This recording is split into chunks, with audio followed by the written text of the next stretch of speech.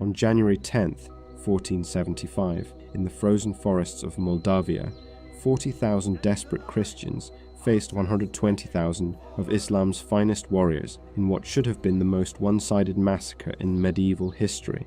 The morning mist clung to ancient oak trees as Ottoman banners blackened the horizon like a plague of locusts. The mathematics of annihilation were simple: 3 Muslim soldiers for every Christian defender. Yet by sunset, the largest Ottoman army ever assembled for conquest would lie shattered in the snow, and Europe's fate would hang on the tactical genius of one man they called the Wolf Prince. Picture this: you're standing in the war council at Suceava Castle as intelligence reports arrive with terrifying regularity. Suleiman Pasha, Beyler Bey of Rumelia, has crossed the Danube with a force that defies comprehension. 120,000 mounted warriors, including 30,000 Janissaries, the elite slave soldiers who had never known defeat. Their supply train alone stretches for 15 miles, evidence of Ottoman confidence in total conquest. Behind them marches the accumulated wealth of the empire, 200 cannons that had battered down the walls of Constantinople itself. Facing this apocalyptic vision stands Stephen III of Moldavia, a man history would remember as Stephen the Great. At 42, he had fought over 30 battles without a single defeat, but nothing in his experience compared to this. His entire principality could muster perhaps 40,000 men, including 16,000 professional soldiers and 24,000 peasant levies with more courage than training. The disparity wasn't just numerical, it was civilizational. The Ottoman Empire commanded resources that dwarfed Christian Europe. Suleiman's army drew warriors from 3 continents: Anatolian cavalry, who had crushed Byzantine resistance; Balkan infantry, hardened by constant warfare; Arab engineers who understood siegecraft like a deadly science. Their recent victories read like a catalogue of Christian catastrophes. Bosnia fell in 1463, its nobility scattered to the winds. Albania's heroic resistance had crumbled the previous year. Hungary's border fortresses emptied at news of Ottoman approach. But here's what the chronicles don't tell you about Stephen's impossible position.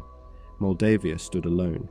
Poland, supposedly Christian ally, had negotiated secret treaties with the Ottomans. Hungary's Matthias Corvinus, despite his reputation as a crusader king, offered nothing but empty promises. The Holy Roman Emperor was distracted by Italian wars. Even the Pope's calls for a crusade had fallen on deaf ears across a Europe exhausted by decades of Turkish advance. Stephen received Suleiman's demand for submission on December the 28th, 1474. The terms were standard for Ottoman conquest: convert to Islam, accept vassal status, provide annual tribute of 40,000 gold ducats and 2,000 boys for Janissary training. The alternative was total war against an empire that controlled territory from the gates of Vienna to the Indian Ocean. Winter itself seemed allied with the invaders. Temperatures plunged to minus 20 degrees Fahrenheit, turning rivers into highways for Ottoman advance. The frozen ground that should have slowed massive armies instead provided perfect conditions for rapid movement. Moldavian scouts reported the impossible sight of 120,000 men moving north like a steel avalanche, their breath creating clouds of mist that rose like smoke signals of approaching doom. As December turned to January, Stephen faced the decision that would define European history: flee to Poland and preserve his army, or stand against odds that violated every principle of military logic. The smart money said flight. The brave choice was annihilation. Yet somehow, impossibly, the Wolf Prince chose a third option that would shatter an empire's confidence and save Christian Europe from Islamic conquest. Stephen the Great stood in his war chamber at Suceava Castle, studying maps by candlelight, as reports arrived every hour with escalating horror. Each messenger brought news that made victory seem more impossible. Suleiman Pasha's advance had transformed from military campaign into systematic devastation. The Ottoman vanguard, 15,000 Sipahi cavalry, had crossed the Prut River on January the 2nd, burning everything within 30 miles of their advance. Behind them, the main force moved like a plague across the frozen landscape, consuming resources that had taken Moldavian peasants years to accumulate. But here's what made Stephen's situation truly desperate. This wasn't just about one battle. At 42, the Wolf Prince had spent 18 years transforming Moldavia from a weak buffer state into Eastern Europe's most effective military machine. Every victory against Polish raiders, Hungarian nobles, and Wallachian pretenders had been purchased with tactical brilliance that compensated for numerical inferiority.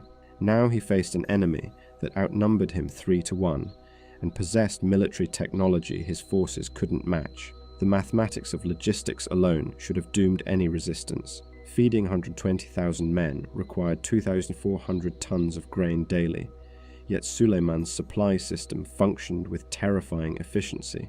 Ottoman quartermasters had perfected conquest through administration. Their baggage trains included portable forges, field hospitals, and engineering equipment that could construct siege works in frozen ground. While Stephen's 40,000 defenders struggled to maintain adequate food stores through winter, the invaders brought wealth enough to sustain a year-long campaign. Then everything changed when Stephen received intelligence that revealed the true scope of Ottoman ambition. This wasn't a punitive raid designed to extract tribute. Suleiman carried architectural plans for permanent fortifications, Islamic legal codes for governing Christian populations, and orders to establish Ottoman provincial administration.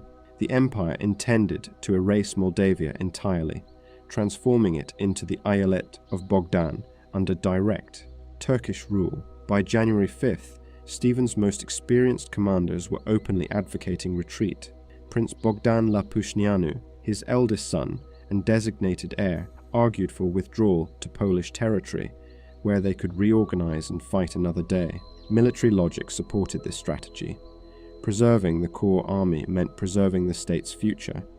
Even medieval warfare recognized that dead heroes achieve nothing, while living commanders can rebuild. Yet Stephen understood something his advisors missed. Moldavia's survival depended not on preserving armies, but on proving that Ottoman expansion had limits. Every Christian state from Hungary to Poland watched this confrontation. If Moldavia fell without meaningful resistance, the psychological impact would trigger a cascade of submissions across Eastern Europe. Stephen wasn't just defending territory, he was defending the idea that Christian resistance remained possible. Here's what the chronicles don't tell you about those 5 desperate days between January 5th and 10th. Stephen implemented a strategy so audacious it bordered on madness. Instead of defending static positions, he ordered total evacuation of the invasion route. Every granary emptied, every well poisoned, every bridge destroyed. Moldavian civilians fled north carrying whatever they could, leaving behind a wasteland that would starve any occupying force. The Scorched Earth campaign transformed geography into weaponry. Ottoman scouts reported advancing through a land of ghosts, where prosperous villages stood empty and livestock had vanished. This wasn't mere denial of resources. It was psychological warfare designed to unnerve an army accustomed to living off conquered territory. As January 9th dawned with temperatures reaching -15 degrees Fahrenheit, Stephen faced the ultimate test of leadership. His army had reached the carefully chosen battleground near Vaslui, where ancient forests and hidden marshes offered tactical advantages that might compensate for numerical inferiority. Tonight would be their last chance to rest before confronting an empire's wrath, with nothing but faith, fury, and the desperate genius of a prince who had never learned to surrender. On January 10th at dawn, Suleiman Pasha surveyed the battlefield with the confidence of a man who had never tasted defeat. From his command position on the ridge above Vaslui, the Ottoman general could see his magnificent army spread across the frozen plain like a steel ocean. 120,000 warriors in perfect formation, their weapons gleaming in the pale winter sunlight. The Janissary Corps, 30,000 strong, formed the center with their white felt caps and deadly discipline. To their left and right, Sipahi cavalry units stretched to the horizon, 40,000 mounted archers whose composite bows had broken every Christian army they'd faced. But here's where legend meets reality. Stephen the Great had spent those critical pre-dawn hours positioning his forces with surgical precision across terrain that appeared open but concealed deadly advantages. The Moldavian prince understood something that Suleiman's map makers had missed. Those innocent-looking forests flanking the battlefield weren't decorative wilderness. They were tactical death traps, dense enough to break cavalry charges, and maze-like enough to confuse retreating infantry. The morning's first engagement began at 7 a.m. when Ottoman scouts probed Moldavian positions.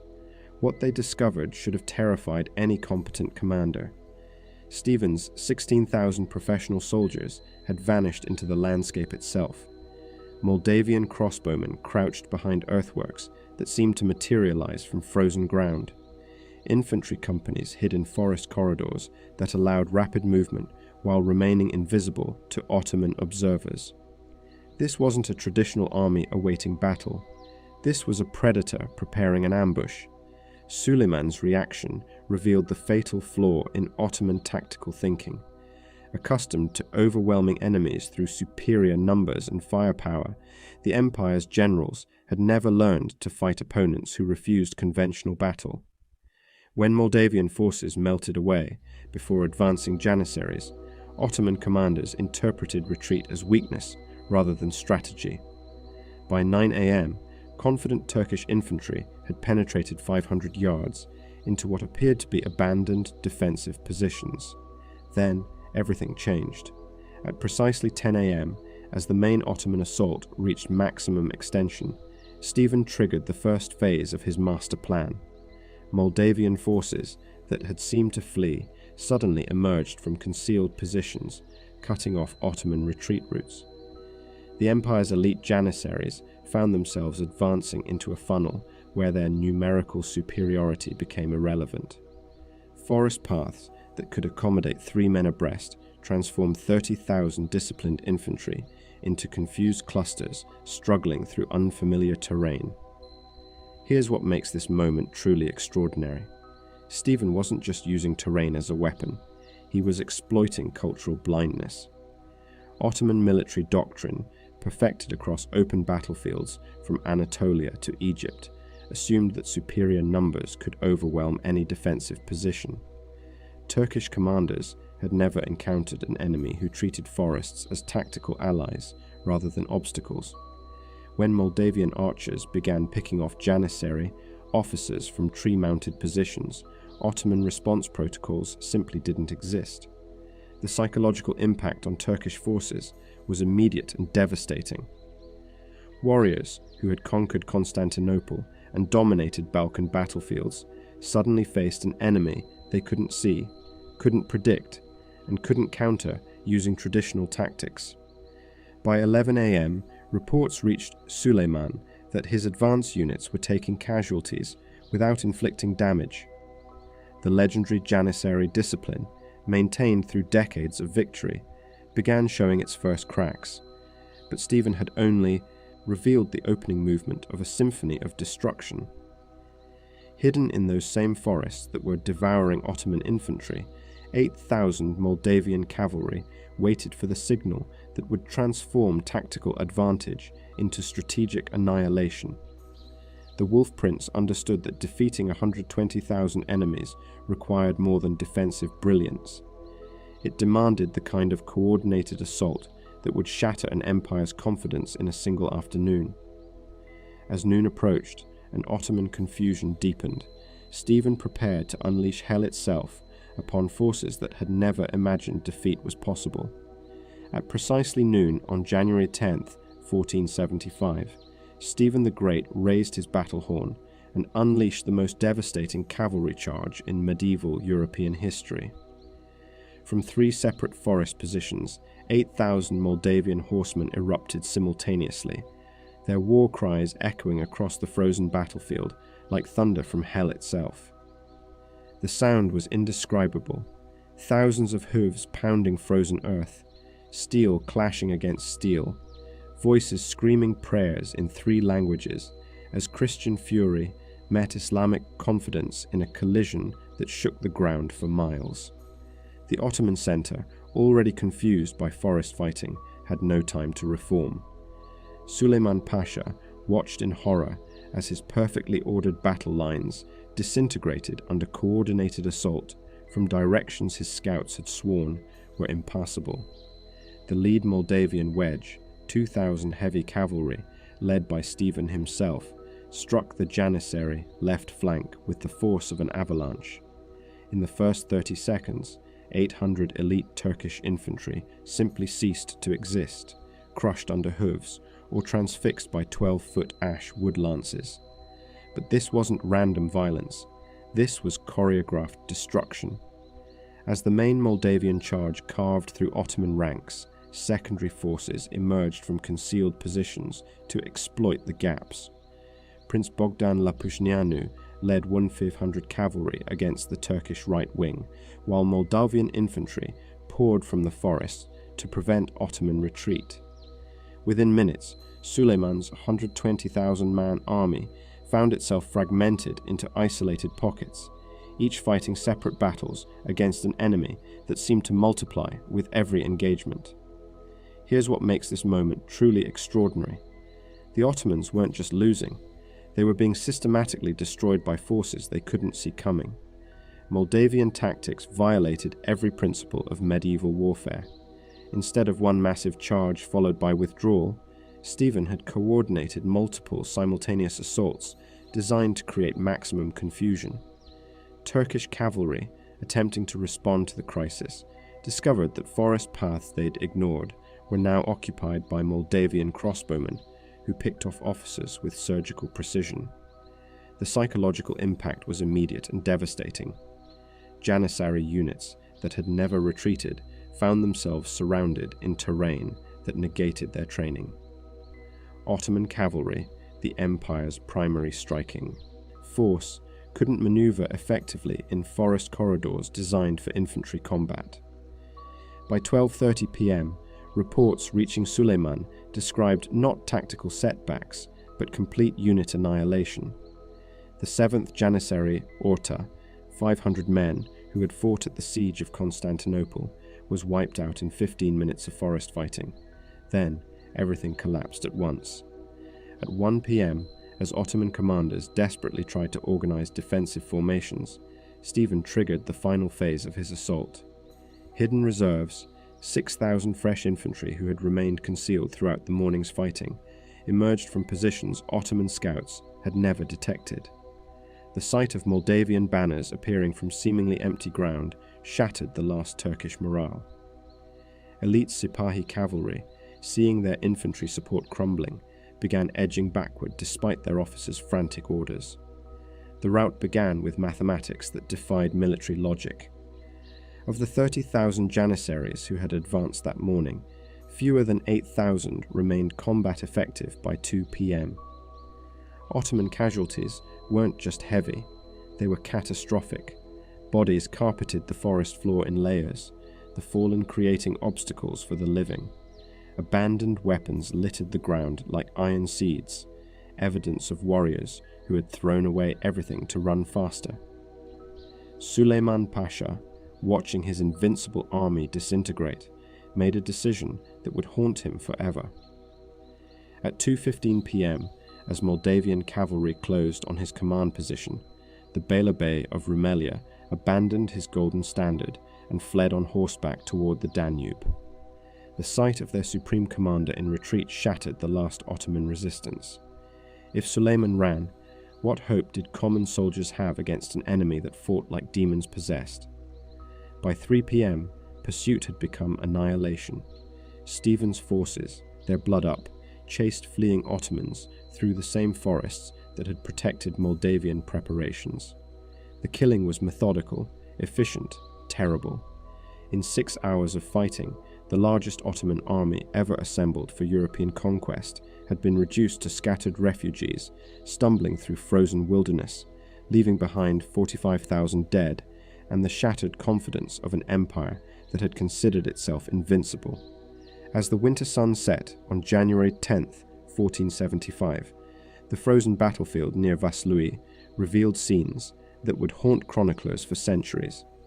Where Suleiman Pasha's magnificent army had stood that morning, only corpses remained scattered across 3 miles of blood-soaked snow.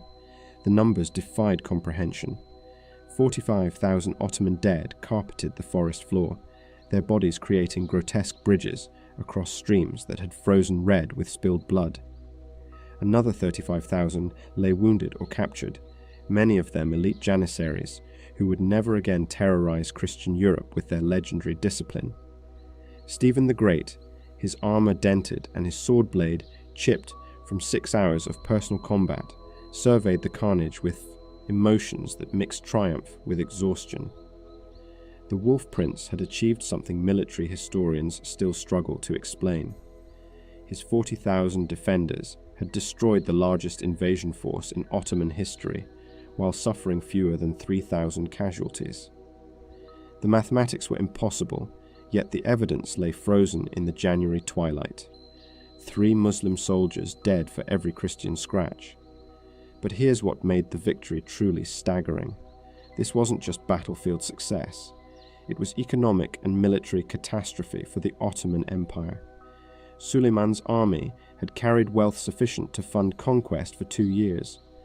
Gold intended to pay 120,000 soldiers, weapons manufactured in the finest armories of Constantinople, horses bred in Anatolia's best stables, all of it now belonged to Moldavia. The immediate material gains included 200 cannons, enough artillery to fortify every Christian fortress from the Baltic to the Black Sea. The psychological impact struck even deeper than material losses. Ottoman military doctrine, refined through decades of victory from the gates of Vienna to the Indian Ocean, had proven worthless against an enemy who understood terrain better than tactics. Moldavian forest warfare had exposed fundamental weaknesses in Turkish strategy. Elite janissaries, trained from childhood to fight in open formations, became helpless when separated from their supporting units. Sipahi cavalry, the empire's primary striking force, discovered that composite bows meant nothing when targets remained invisible behind ancient oak trees. Picture the scene as Moldavian soldiers moved through the aftermath, collecting weapons and tending wounded enemies with surprising mercy. Stephen had ordered his men to treat captured Ottomans according to Christian principles, a decision that would enhance his reputation across Europe as a warrior who combined tactical brilliance with moral restraint. Turkish prisoners, expecting enslavement or execution, instead received medical treatment and eventual ransom negotiations. Here's what the chronicles don't tell you about those crucial hours after victory. Stephen understood that defeating 120,000 enemies was meaningless unless the strategic implications reached Constantinople. By sunset, mounted messengers were racing toward every Christian capital in Europe, carrying news that would transform diplomatic calculations from London to Moscow. The Ottoman Empire, seemingly invincible since the fall of Constantinople, had revealed that it could be beaten by forces willing to fight with intelligence rather than desperation. The immediate consequences rippled across the Balkans faster than military dispatches. Hungarian border garrisons, preparing for inevitable Ottoman assault, suddenly found courage to resist Turkish demands. Polish nobles, who had secretly negotiated tribute agreements, began reconsidering their accommodations with Islamic power. Most importantly, the myth of Ottoman invincibility lay, shattered in the frozen forests of Moldavia, buried beneath 45,000 corpses, who had believed conquest was their divine destiny. As darkness fell on January 10th, Stephen the Great knelt among his exhausted soldiers and led them in prayer. Te Deum Laudamus echoed across a battlefield where the impossible had become reality. The Wolf Prince had proven that faith, terrain knowledge, and tactical genius could overcome odds that violated every principle of medieval warfare. Tomorrow would bring diplomatic recognition, papal blessings, and European celebration.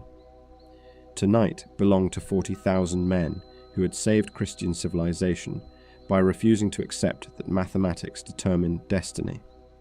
In 6 hours of fighting, they had changed the course of European history and proven that sometimes, just sometimes, courage counts more than counting. News of the Battle of Vaslui reached Constantinople on January 18th, 8 days after Suleiman Pasha's shattered remnants straggled across the Danube with tales that sounded like fever dreams. Sultan Mehmed II, conqueror of Constantinople and terror of Christian Europe, received the reports with disbelief that slowly transformed into rage.